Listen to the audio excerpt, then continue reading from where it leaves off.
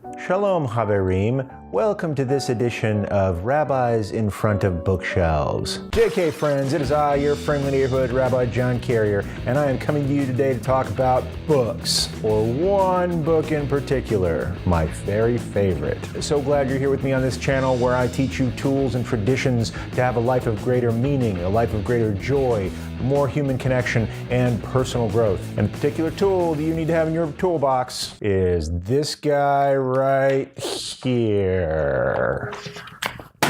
Dang it.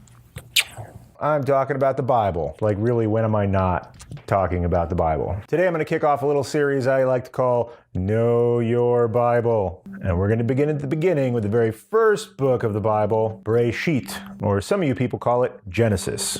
Genesis is a Greek word, I think, which means beginning. We call it Bereishit because the first word in the whole book is Bereishit, which means in the beginning, or at beginning time, or about beginning stuff. And the book of Bereishit, or Genesis, has two main sections to it. The first section talks about sort of the primordial history of the world, the creation of the world, how the world came to be, first few generations of people, and how that went. Not so good. We had Adam and Eve, and then they made a mistake, and they got kicked out of their home. And their kids made more mistakes and invented murder. And about 10 generations in, everybody was making mistakes except for one guy named Noah. God said, I'm gonna fix all this mess and wipe out everybody except him. Get on the boat. And so God wiped out every living thing on earth except a boat full of people and animals. God regretted this decision and said, I'm never ever going to do that again. And just to remind me, when I get mad about stuff, I'm going to put a bow in the sky. The more you know. To remind me never again to wipe out all of humanity. We're just going to take them as they are and maybe teach them a few rules. But 10 generations after Noah, this story starts to get really particular.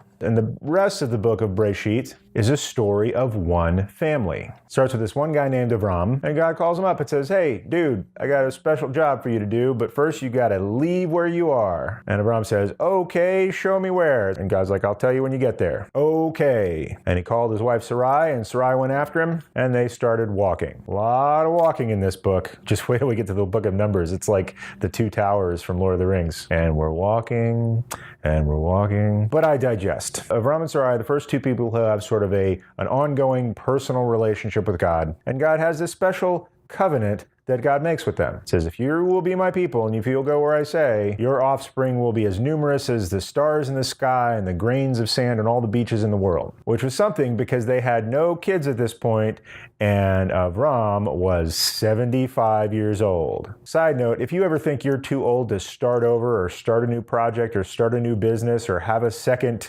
act in your life, Avram was 75, and he did all right for himself. So along the way, Avram and Sarai get new names, Avraham and Sarah, or Abraham and Sarah. Next up on the roster is Avraham's son Yitzhak, or Isaac, and Isaac's wife Rivka, also known as Rebecca. They have twin boys named Esav and Yaakov, or Esau and Jacob, and we mostly follow the story of Jacob. Jacob marries two ladies named Leah and Rachel, or Leah and Rachel, and between those two ladies, plus two more ladies, Jacob has 13 kids, and they're all a bunch of characters. But one character in particular was Yosef. You may know him as Joseph of the Amazing Technicolor Dreamcoat. He got that from us. Aside from having dope threads, he could also interpret dreams. And he got a particularly wealthy client named the King of Egypt. And he did so well for his client that he was made like Vice King of Egypt. And the whole family moved in with him, which is going to be trouble later in the book of Shemot, or Exodus. Bum, bum, bum.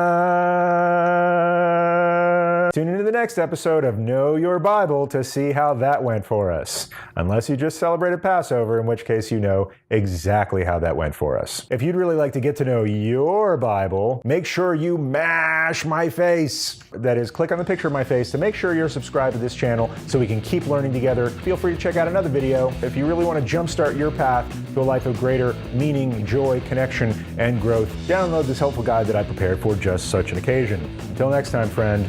Peace.